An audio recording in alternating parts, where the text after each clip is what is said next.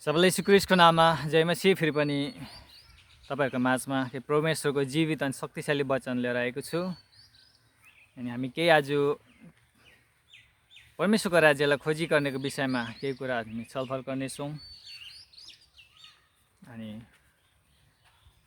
यहाँ पार्कमा खेतमा आएर भिडियो बनाउनेको कारण चाहिँ के हो भन्दा घरमा अलि डिस्टर्ब हुन्छ, नानीहरू हल्ला बेसी गरेको कारणले। अनि यहाँ म खेतमा आउँछु, यहाँ चाहिँ शान्त छ, कोही हल्ला छैन, शान्त छ, हावाहरू चलिरहेको छ। अनि आज के परमेश्वरको राज्यको बारेमा कुराहरू गर्नेछौँ। आज मत्ती 6को 6 पददेखि हामी सुरु गर्नेछौँ। मत्ती 6को 6ले के भनेको छ हामीलाई थाहा छ है। म इङ्ग्लिसमा पढेर सुनाउनेछु। But seek first the kingdom of God and his righteousness, and all these things shall be added to you. हालेलुया। मत्ती 6को 6 हामी सबैलाई थाहा भएको कुरा हो। सिधै भनेको छ पहिलो परमेश्वरको राज्य र उहाँको धार्मिकतालाई खोजी गर, अनि सबै थोकहरू थोपिनेछ या दिनेछ। हालेलुया।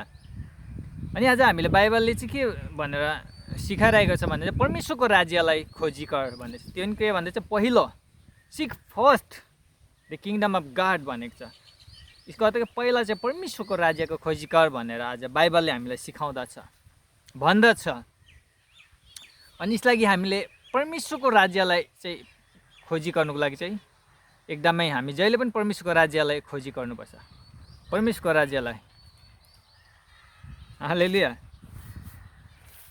धेरैचोटि आज हामी हुनसक्छ चुकिरहेको हुन्छ प्रभुको राज्यलाई खोजी गर्नु, किनकि हामी संसारमा छौँ, शरीरमा भएको कारणले आज धेरैचोटि हामी व्यस्त भइरहेको हुन्छौँ। अनि धेरैचोटि हामी परमेश्वरको राज्यलाई खोजी गर्नु पनि बिर्सिरहेको हुन्छौँ। अनि अलिअलि हामी सिक्नेछौँ आज परमेश्वरको राज्यलाई खोजी गर्नेको अर्थ चाहिँ के हो भन्ने कुरा। अनि पछि पनि म भिडियो बनाउने छु यस विषयमा, seek the kingdom of God first भन्नेको विषयमा, परमेश्वरको राज्यलाई पहिला खोजी गर भन्नेको विषयमा पार्ट 1, पार्ट 2, पार्ट 3 गरेर अलिअलि गरेर मेसेज म हाल्नेछु। अनि आज अलिक केही मेसेजहरू सेयरिङ गर्नु चाहन्छु। अनि यो हाम्रो जीवनमा चाहिँ यही अब हाम्रो सिक्ने कुरा, जहिलेसम्म हामी जिउँदो छ सिक्ने कुरा चाहिँ हामीले सिक्नै राख्नुपर्छ है। सिक्ने कुरा कहिले पनि एन्ड हुँदैन। उमेर हाम्रो बितेर जान्छ तर सिक्ने कुरा कहिले पनि बितेर जाँदैन। हालेलुया। हामी जिन्दगीभर सिकिनै राख्नुपर्छ। अनि म पनि सिकिनै रहेको छु। अनि जो प्रभुबाट सिक्छु, म आफै सिक्छु अनि अरूलाई पनि सिकाउँछु परमेश्वरको वचनबाट। अनि मेरो नेपाली कोही बेला अलि डिस्टर्ब हुन्छ है। अनि मत्ती 6को 6ले के भनिरहेको छ, परमेश्वरको राज्यलाई पहिला खोजी गर। अनि हामीले हेऱ्यो भने यहाँ यस्तो भनेको छैन कि पहिला चाहिँ तँ आफ्नो इच्छालाई खोजी गर या संसारको कुरालाई खोजी गर, रुपियाँ पैसाको खोजी गर, इज्जत र सम्मानको खोजी गर भनेर चाहिँ यहाँ भनिएको छैन। तर सिधै के भनेको छ कि परमेश्वरको राज्यलाई खोजी गर अनि उहाँको धार्मिकता। हालेलुया। अनि मेन पोइन्ट तपाईँहरूसित सेयरिङ गर्न चाहन्छु कि आज सिक द किङडम अफ गड, परमेश्वरको राज्यलाई खोजी गर्नुको अर्थ के हो। सिम्पल छ, हामी वचनद्वारा हेर्नेछौँ। परमेश्वरको राज्यलाई खोजी गर्नेको अर्थ के हो, सिम्पल छ कि परमेश्वरको इच्छालाई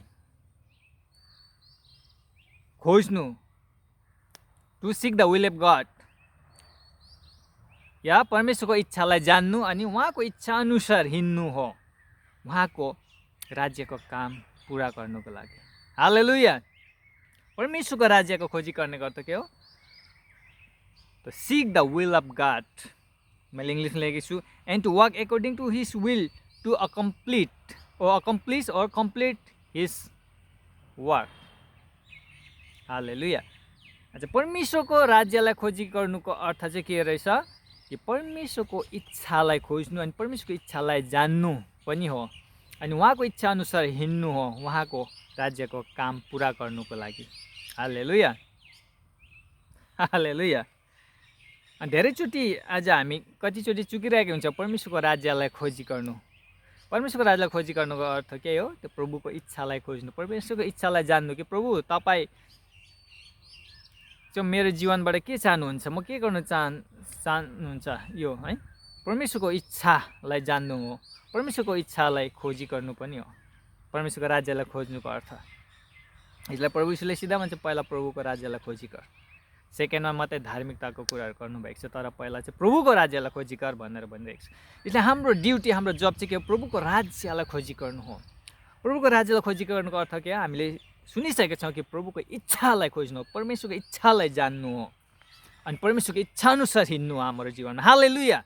धेरैचोटि हामी बिर्सिरहेको हुन्छ प्रभुको इच्छालाई खोज्नु, परमेश्वरको इच्छाअनुसार हिँड्नु हामी बिर्सिरहेका हुन्छौँ। धेरैचोटि हामी परमेश्वरको इच्छालाई खोजिरहेको हुँदैन, आफ्नै इच्छा खोजिरहेको हुन्छ, शरीरको इच्छा, संसारको थोकको इच्छा, संसारको चिजहरू खोजिरहेको हुन्छौँ। तर सिधै भन्छ पहिला परमेश्वरको राज्यलाई खोजी गर। हालेलुया। यसलाई हाम्रो ड्युटी चाहिँ के हो, प्रभुको राज्यलाई खोजी गर्नु हाम्रो जीवनमा, हाम्रो परिवारमा। परमेश्वरको राज्यलाई खोजी गर्नुको अर्थ नै हो कि प्रभुको इच्छालाई जान्नु, परमेश्वरको इच्छालाई खोज्नु, अनि उहाँको इच्छा अनुसार हिँड्नु। किनकि जब प्रभु यीशु पनि संसारमा आउनुभएको थियो, उहाँ आफ्नो इच्छामा हिँड्नुको लागि आउनुभएको थिएन, तर परमेश्वर उहाँको पिताको इच्छाअनुसार, उहाँको पिताको इच्छाअनुसार हिँड्नुको लागि आउनुभएको थियो, उहाँको पिताको आज्ञालाई पुरा गर्नुको लागि आउनुभएको थियो संसारमा। यसलाई थाहा छ, जब प्रभु यीशु गेतसेमनीमा आफ्नो चेलाहरूसित पक्राउ पर्नुभन्दा अगाडि त्यो गेतसेमनीको बगैँचामा जानुहुँदा उहाँले प्रार्थना गर्दा के प्रार्थना गरिराख्नु भएको थियो, आफ्नो स्वर्गीय पितालाई, हे पिता, सम्भव भयो भने, सम्भव छ भने यो कचरा मबाट हटाइदिनुहोस्। तर प्रभुले के भन्नुभएको छ यीशुले, तर मेरो इच्छा होइन प्रभु, तपाईँको इच्छा नै पुरा हुनुपर्छ, तपाईँको इच्छा अनुसार हुनुपर्छ। यहाँ पनि के खोजिरहेको थियो, आज ईश्वरले आफ्नो पिताको इच्छालाई खोजी गरिराख्नु थियो। उहाँ पिताको इच्छालाई जानिराख्नु भएको थियो। उहाँ यीशु पनि आफ्नो इच्छामा जिउनु संसारमा आउनुभएको थिएन। उहाँ आफ्नै शरीरको इच्छामा जिएर संसारको राज्यमा जिउनुको लागि आउनुभएको थिएन। उहाँ यीशु संसारमा आउनुभएको थियो, शरीरमा थियो, तर उहाँ परमेश्वरको राज्यको लागि कार्य गरिराख्नु भएको थियो। परमेश्वरको राज्यमा, उहाँको पिताको राज्यको लागि, उहाँको राज्यको लागि नै कार्य गरिराख्नु भएको थियो। उहाँ पिताको इच्छालाई दिनरात खोजेर नै हिँडिराख्नु भएको थियो। जब प्रभु यीशुलाई थाहा थियो कि हाम्रो मानव जातिको पापको लागि मर्नुपर्छ भनेर कल्भरी क्रुसमा गए पनि कस्तो उहाँको दर्दनाक मौत हुन्छ भनेर उहाँले सबै देखिराख्नु भएको थियो। त्यो भएर उहाँले भन्छ, प्रार्थना गर्छ, प्रभु आज हुनु सके भने यो कचरा मबाट हटाइदियो। त्यो कचरा चाहिँ के थियो, हाम्रो तपाईँ र मेरो पापको लागि, सबै मानव जातिको पापको लागि चाहिँ खतरनाक, भयानक, हामीले कल्पना गर्न नसक्ने, नसोच्ने उहाँले के भन्छ त्यो पनिसमेन्ट, दुःख कष्ट भोग्नु पर्ने थियो। र पनि उहाँले के भन्नुभयो, प्रभुको इच्छालाई खोज्नुभयो, परमेश्वरको इच्छालाई खोज्नुभयो, अनि भन्नुभयो, पिता मेरो इच्छा होइन तर तपाईँको इच्छा पुरा हुन्छ, तपाईँको इच्छा। हालेलुया। अनि हामीलाई थाहा छ एक जग्गा अझै प्रभु यीशु आफ्नो चेलासित प्रचार गर्दै हुनुहुँदा एउटा घरभित्र हुँदा प्रभु यीशुको भाइ अथवा बहिनी अनि आमाहरू खोज्दै कहाँ छ मेरो प्रभु यीशु, कहाँ छ भन्दै आउँदा एउटा चेलाले भन्छ, प्रभु यीशु तपाईँ आमा भाइ बहिनीले खोजिराख्नु भएको छ तपाईँसित बोल्नुको लागि।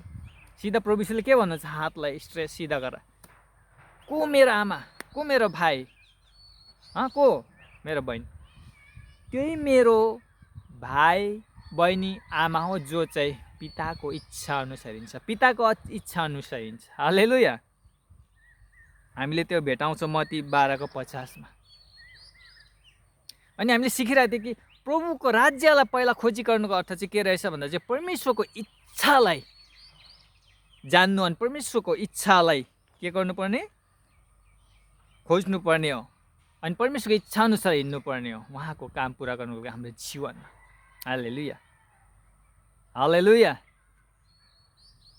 यसलागि हामीले चाहिँ परमेश्वरको राज्यलाई निरन्तर खोज्ने काम गरिराख्नुपर्छ हाम्रो जीवनमा। जहिलेसम्म हामी जिउँदछौँ उहाँको इच्छा, उहाँको आज उद्देश्य हाम्रो जीवनमा पुरा गर्नुको लागि पनि परमेश्वरको हामीले राज्यको खोजी गरि नै राख्नुपर्छ। परमेश्वरको राज्य खोजी गरिराख्नुको अर्थ अघि भनिसकेँ कि प्रभुको इच्छालाई चाहिँ हामीले खोजी गरिराख्नुपर्छ। परमेश्वरको इच्छालाई हामीले खोज्नुपर्छ हाम्रो जीवनमा। परमेश्वर के चाहनुहुन्छ हाम्रो जीवनमा। हालेलुया। इसलिए हामी परमेश्वरको इच्छालाई जान्नु बहुतै जरुरी छ। परमेश्वरको राज्यलाई खोजी गर्नु अर्थ नै हो कि प्रभुको इच्छालाई जान्नु, to know the will of God. Hallelujah. To know the will of God, परमेश्वरको इच्छालाई जान्नु हाम्रो जीवनमा। अर्को चाहिँ के छ, परमेश्वरको इच्छालाई खोजी गर्नु कि के चाहनुहुन्छ प्रभु हाम्रो जीवनबाट। अनि उहाँको इच्छा अनुसार हिँड्नु हो। अनि प्रभु यीशुले नि यहाँ त्यही कुरा सिकाइराख्नु भएको छ, आफ्नो चेलाहरूलाई पनि सिकाइराख्नु हुँदै थियो। पहिला परमेश्वरको राज्यलाई खोजिकन हो, परमेश्वरको राज्य खोजिकर। उहाँको धार्मिकतालाई खोज्न, सबै पाउँछस् त जो तँलाई चाहिएको छ। किन प्रभुको राज्यलाई खोज्नु छोडेर अरू कुरामा खोजिरहेको छ, चिन्ता फिक्री गरिरहेको छ भन्नु चाहेको प्रभु यीशुले। किन प्रभु यीशु स्वयं आफ्नो पिताको इच्छा अनुसार हिँडिराख्नु भएको थियो। पिताको इच्छालाई खोजेर हिँड्नुहुन्थ्यो दिनरात। उहाँको राज्यको लागि काम गर्नुहुन्थ्यो, उहाँको राज्यलाई नै पहिला खोजी गर्नुहुन्थ्यो।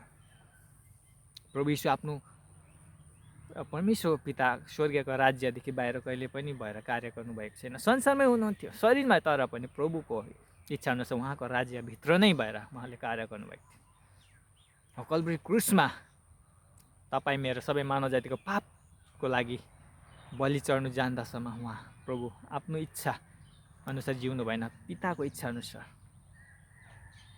जिउनु भयो। हालेलुया। એટલે हामीले नि हाम्रो जीवनमा सिक्नुपर्छ दिन प्रतिदिन कि प्रभुको इच्छा चाहिँ के हो। प्रभु हाम्रो जीवनमा प्रभुको इच्छालाई खोज्नुपर्छ हामीले पनि। प्रभु तपाईँ के चाहनुहुन्छ हाम्रो जीवनबाट, तपाईँले हामीलाई सहायता गर्नुहोस् प्रभु, तपाईँको इच्छा अनुसार हामीले जिउनु सिकाउनुहोस् भनेर यसरी हामी प्रभुको राज्यलाई खोजी गरेर परमेश्वरको इच्छालाई जानेर हामी जीवन बिताउन सक्छौँ। हालेलुया। अनि आगे पछि भिडियो अझै बनाउने छु, यसको विषयमा अझै हामी चर्चा गर्दै गर्नेछौँ, धेरै कुरा सिक्नेछौँ। अझै अर्को एउटा भिडियो बनाउने छु यसै विषयमा। आज म बेसी बोल्दिनँ, आज एउटै हामीले सिक्यौँ कि परमेश्वरको राज्यलाई खोजी गर्नुको अर्थ हो कि परमेश्वरको राज्यलाई खोजी गर्नुको अर्थ चाहिँ के रहेछ कि प्रभुको इच्छालाई खोजी गर्नु, उहाँको इच्छा अनुसार हिँड्नु हो, उहाँको काम पुरा हुनुको लागि। हालेलुया। उहाँको काम हाम्रो जीवनद्वारा पुरा हुनुको लागि। आमेन। यति भन्दै फेरि पनि सबैलाई जय मसीह।